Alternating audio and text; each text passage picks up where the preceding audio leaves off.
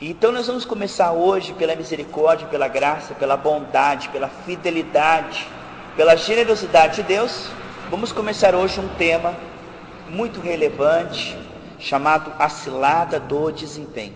Mateus capítulo 9, versículo 36. Vamos falar desse tema que vai ser de grande valia, né, irmãos? Mateus 9,36 diz assim: vendo ele as multidões, compadeceu-se delas, porque estavam aflitas e exaustas, como ovelhas que não têm pastor. Aqui está a nação mais religiosa do mundo, a nação que foi preparada para o Messias, a nação que tinha a palavra, as promessas, os profetas, totalmente despreparada diante do Messias. Aqui está um contraste tremendo. O fato de Jesus contemplá-las e discernir a sua alma, a alma de cada uma delas, o estado espiritual delas. E o fato de ele se importar, e o fato de ele se envolver, mostra aqui a plenitude de um ser humano. Jesus é um exemplo do homem que deu certo, de saúde espiritual. Jesus é aquilo que Adão deveria ser e não foi. Nós vemos aqui Jesus vivendo a vida que todos nós devemos viver pela graça, vida com V maiúsculo. Alguém que penetra fundo nas emoções dos outros e detecta as feridas, e se envolve. E nós vemos aqui ele agindo, restaurando. Jesus sim, homem com H maiúsculo. E essa nação estava assim desde a queda, irmãos. Não houve esse avanço. Não se pode dizer que houve avanço espiritual. O homem ele se desenvolveu tecnologicamente. Nós podemos ver hoje como a ciência ela está avançando, né? Ela está avançando rápido. Mas a Bíblia diz: como foi nos tempos de Noé, assim será a vida do filho dos homens, do filho do homem. Não é verdade, queridos? É a mesma coisa.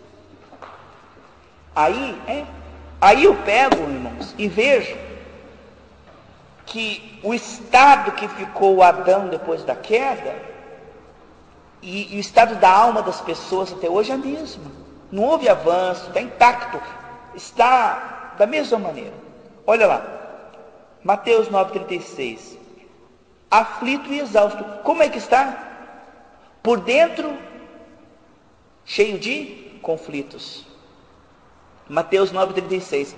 Por dentro, cheio de conflitos, relacionamentos quebrados, falta de compreensão, medo, ansiedade, preocupação. Por dentro, aflito. E por fora, exausto, sem força, sem ânimo, uma depressão. Olha aí, esse é o estado caótico. E vem Jesus e diz: haja vida, haja luz. Não é verdade, amados? Aqui nós vemos o que é que a religião produz. Muito conceito, mas não produz vida. Então nós estamos entrando hoje no tema a cilada do desempenho. Quando nosso foco central é as obras, gera cristãos o quê? Ansiosos, cansados e sem fé. O que a religião fez? Gerou pessoas cansadas, exaustas e sem fé, diante do Messias sem reconhecê-lo. Então o que nós vemos, amados, que a religião ela bombardeia as falhas das pessoas. Uma cobrança de comportamento, de mudança de comportamento. Um Deus irado o tempo todo, esperando você falhar para tacar um raio na tua cabeça, computando tudo para depois jogar tudo na tua cara. Quando as pessoas estão focadas no desempenho, ocupadas no desempenho, focadas nas fraquezas, nós vamos ver, amados, que nós não saramos uma ferida olhando para ela o tempo todo, mas olhando para o remédio e aplicando o remédio. A graça é o remédio para o pecado. A comunhão com o Senhor, se ela avança, se a nossa comunhão com o Senhor ela avança, certamente nós vamos sarando. Mas nós ficarmos obcecados com as nossas falhas e fraquezas, não vai fazer nós melhorarmos. Em Filipenses 3,19, Paulo dizia que ele não tinha justiça nenhuma para apresentar a Deus, com merecimento para ser abençoado, ser salvo, a não ser Jesus Cristo. Jesus, Paulo perdeu as esperanças de se justificar diante de Deus por obras. Mas a religião sempre está incentivando e apontando: se você melhorar o seu desempenho, as suas obras, aí Deus vai te amar. Se você parar com isso e você for mais dedicado, aí você vai prosperar. A bênção depende da sua obediência. Se você for mais fiel, aí Deus vai te amar. O homem está no centro. Isso não é cristianismo, isso é humanismo. Pior que o mundanismo é a religião. Os espíritos religiosos são de todos os piores. Os demônios religiosos. A religião, ela faz mais mal que o mundanismo. Isso não tenha dúvida.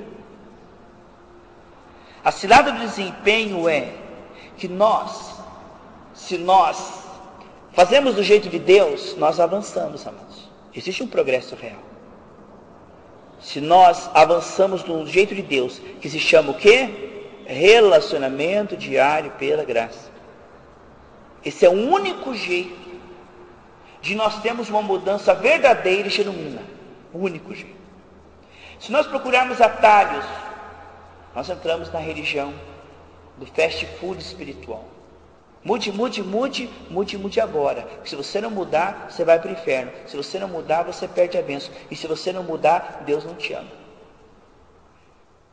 O holofote está na questão do comportamento e do desempenho. Agora, quando nós somos gerados pela graça, através da comunhão com o Senhor, vai ocorrer essas mudanças necessárias de uma maneira suave e gradativa, como efeito e como resultado.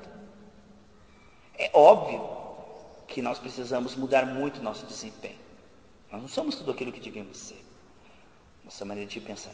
Eu decido inclinar a minha mente para o Senhor hoje a um nível de sabedoria que não tinha ontem. Eu decido inclinar o meu coração hoje para o amor como não amei ontem. Eu decido inclinar a minha vida para a paz, para a sabedoria, a força do Senhor, o poder. Isso é claro, existem níveis de entrega.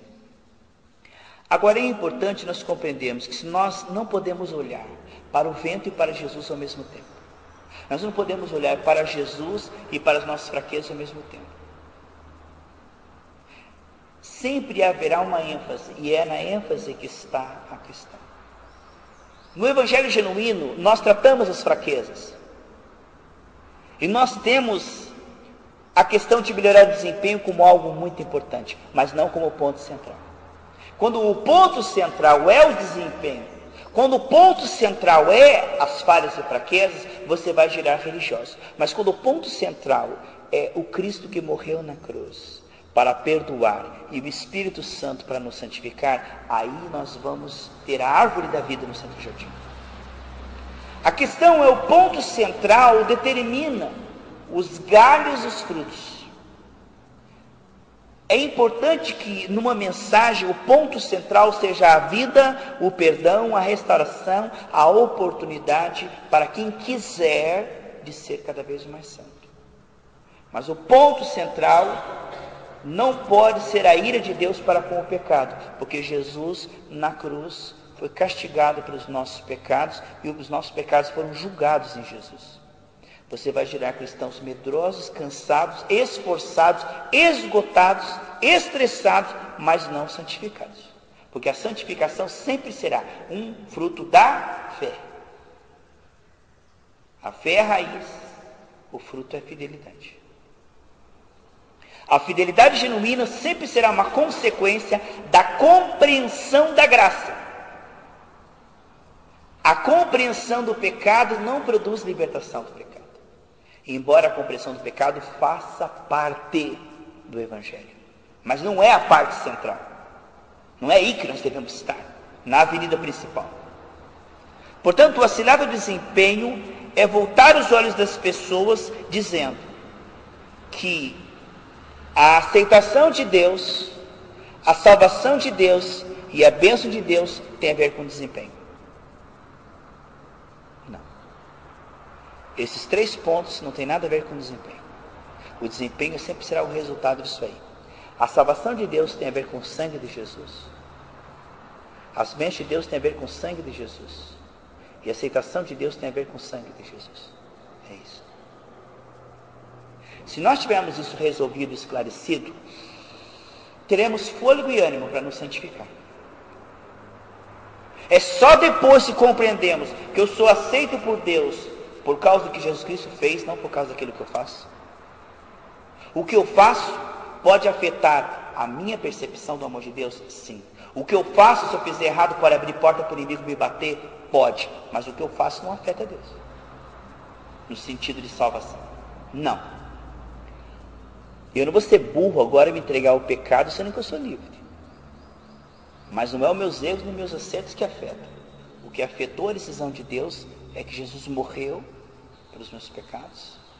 E eu o recebi como meu Salvador, e eu continuo crendo, confessando, perseverando. É isso que conta. A Bíblia diz: se andarmos na luz, o sangue de Jesus nos purifica todo o pecado. Ou seja, aquilo que falta no nosso desempenho, o sangue completa. E diz: nenhuma condenação. Quando você confessa, Deus não perdoa, porque Deus já perdoou. Quando você confessa, você percebe o perdão de Deus. E quando você confessa, o inimigo fica sem oportunidade de agir. Porque o teu pecado, ele abre, se você não confessa, para o inimigo ficar perturbando. Então o teu pecado afeta isso aí. Agora, quando você confessa, Deus começa a trabalhar naquela área para que você não caia mais naquilo. Porque Deus não quer ver você caindo. Não porque você perde a bênção, mas porque você foi feito para estar de pé, com uma coroa na cabeça. Você não foi feito para ser escravo do pecado. Você foi feito para ser livre. Agora, essa liberdade não é uma imposição religiosa, uma cobrança de comportamento. Essa liberdade é uma condição que nós ganhamos. É uma força que nós recebemos, é um presente. A santidade não é uma cobrança de comportamento. A santidade é uma presença que deve habitar em nós e produz em nós gratuitamente esse desempenho de liberdade. Onde está o Espírito? Ali está a liberdade. Então, a cilada do desempenho tem a ver com as pessoas dentro da igreja e as pessoas fora da igreja. Vamos ver a cilada do desempenho aqui também, em Lucas, capítulo 12, amados. Veja que interessante isso. Lucas, capítulo 12, do 15 em diante. Olha lá. Então lhes recomendou: tende cuidado e guardai-vos de toda e qualquer avareza. Porque a vida de um homem não consiste na abundância dos bens que ele possui. E ele lhes proferiu ainda uma parábola, dizendo: o campo de um homem rico produziu com abundância. E arrazoava consigo mesmo, dizendo: que farei, pois não tenho onde recolher os meus frutos? E disse: farei isto: destruirei os meus celeiros, reconstruirei maiores, e recolherei todo o meu produto e todos os meus bens. Então direi à minha alma: tens em depósito muitos bens, para muitos anos, descansa, come, bebe e regala-te. Mas Deus disse: louco, essa noite te pedirão a tua alma, e o que tens preparado para quem será? Assim é o que tesoura para si mesmo e não é rico para com Deus. Amados, veja, essa é a cilada do desempenho também. Existem pessoas que estão trabalhando para empresas que recolhem bilhões anualmente. Segundo a avaliação deste mundo, essas pessoas são bem-sucedidas. Avaliando, elas são acima da média, são inteligentes, são produtivas. Mas aos olhos de Deus, elas são pobres, cegas, nu e miserável.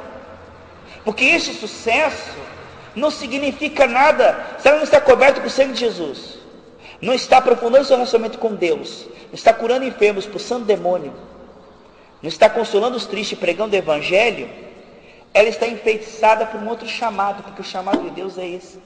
E ela está sendo chamado de mamão, fique rico. Mas o que adianta isso?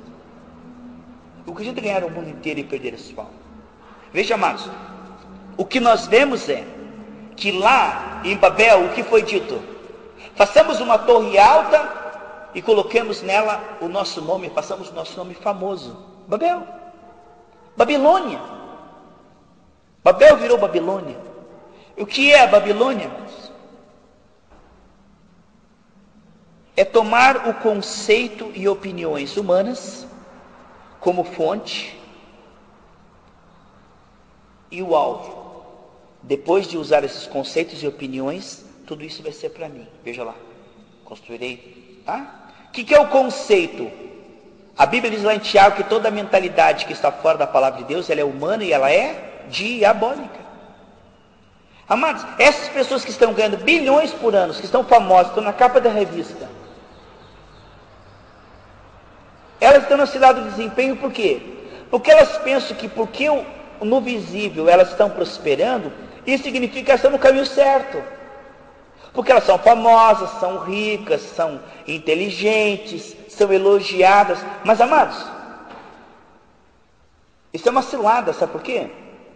Porque você não está coberto com o sangue de Jesus, avançando no seu relacionamento com Deus e com as pessoas, não está consolando os tristes, curando os enfermos, expulsando demônios, se você não está pregando o Evangelho de Deus e aprofundando e ganhando essa compreensão na direção em que a palavra de Deus diz, ide, pregai o Evangelho, você não está no caminho, você está fora, você está caminhando para o inferno.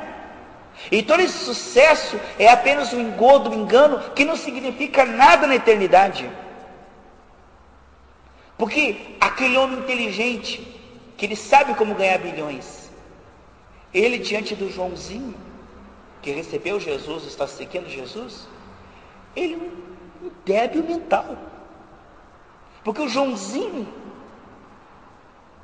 recebeu Jesus, está perseverando no caminho de Jesus. Essa é a inteligência máxima que um homem pode ter na terra.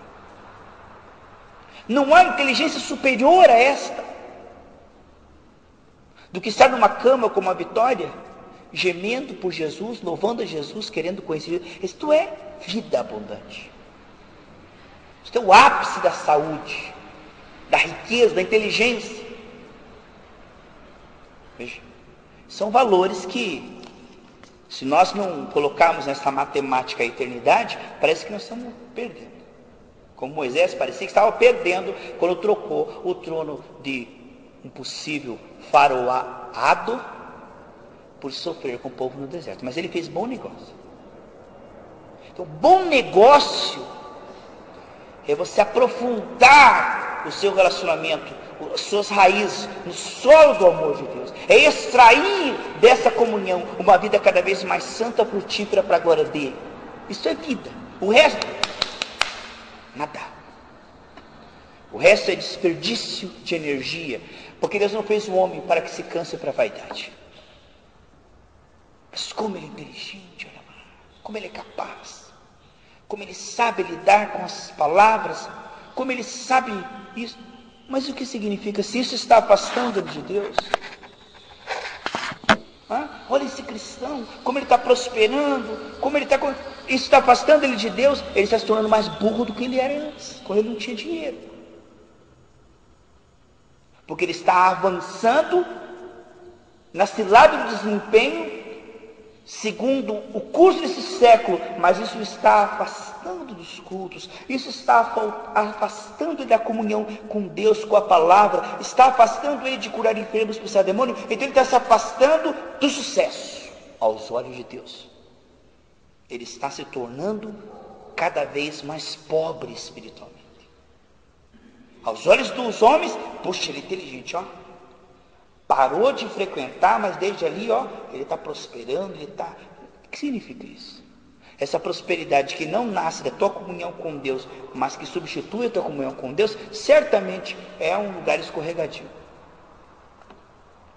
Em Judas, capítulo 1, versículo 1, diz assim: Judas, servo do Senhor Jesus Cristo. Ora, ele nasceu na família de Jesus. Nasceu de Maria, era meio-irmão. Isso é um título nobre. Eu vou dizer assim, ó, Judas, ó, o irmão de Jesus Cristo. Isso é um título. Me respeite, eu estou meio parecido de rosto com ele. Mas ele coloca servo, sabe por quê, amados? Porque grande e maior honra é ser servo do Senhor Jesus e da sua causa por amor. Mais importante do que nascer na família de Jesus, ele disse, olha, bem-aventurados os seios que te amamentaram, mais bem-aventurados aqueles que ouvem a palavra e as praticam. Jesus respondeu. Por quê? Porque mais importante do que nascer dentro da família de Jesus, é você estar seguindo os ensinos de Jesus, com o Espírito de Jesus e fazendo a vontade de Jesus. Você entende o que é isso? Portanto, amados, diz Efésios 6, versículos 6 a 8, e diz também Colossenses 3, 23 e 24, servindo não por vista, mas servindo de coração ao Senhor. E diz em 2 Coríntios 4, 5, e por amor ao Senhor, nos tornamos servos das pessoas, do povo de Deus. Então vamos ver um contraste aqui, amados. Ser servo de Deus por amor é honra. Agora, ser servo para ser aceito, ser abençoado e de alguma maneira pagar os seus pecados é vergonha e doideira.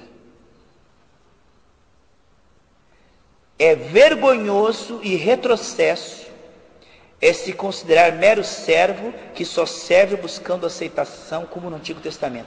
João 15:15, já não vos chamo servo, mas amigos, porque o servo não sabe o que o seu Senhor faz, mas eu tenho revelado no meu coração para vocês.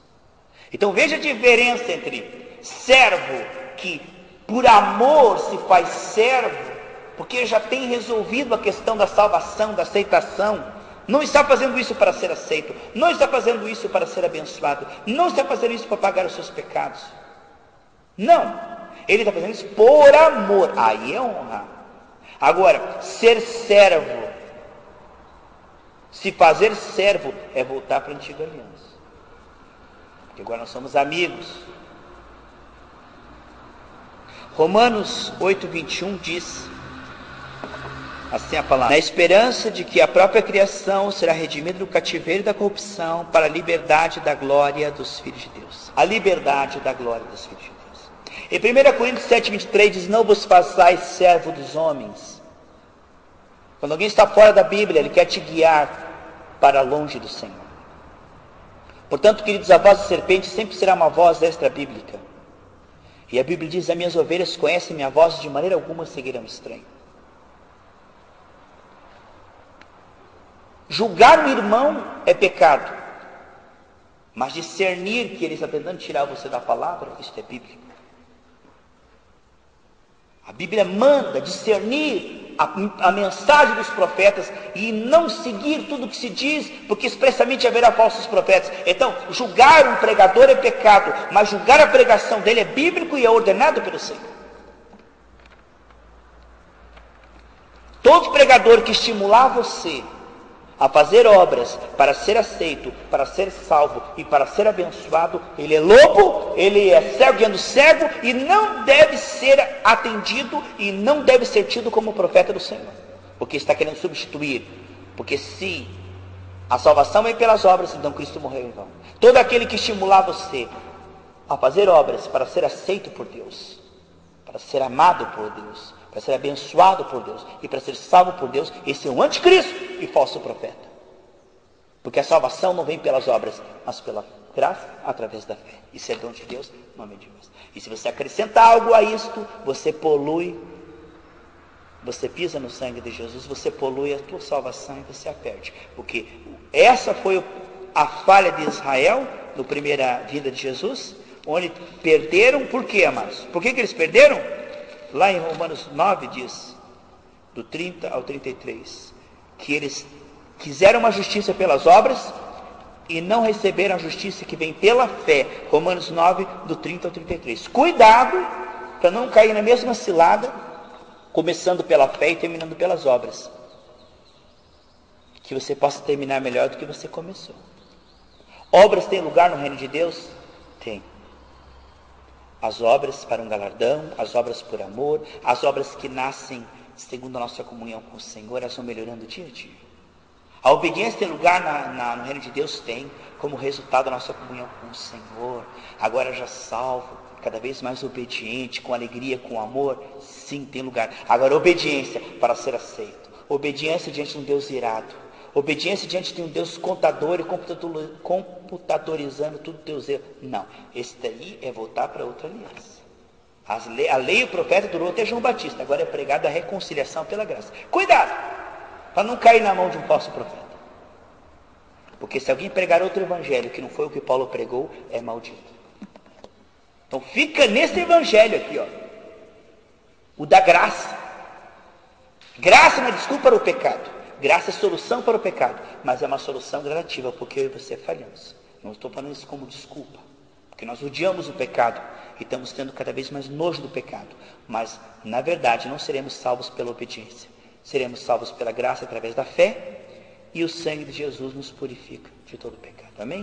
Que Deus te abençoe em nome de Jesus. Guarde essa palavra no teu coração para não pecar contra Deus, em nome de Jesus.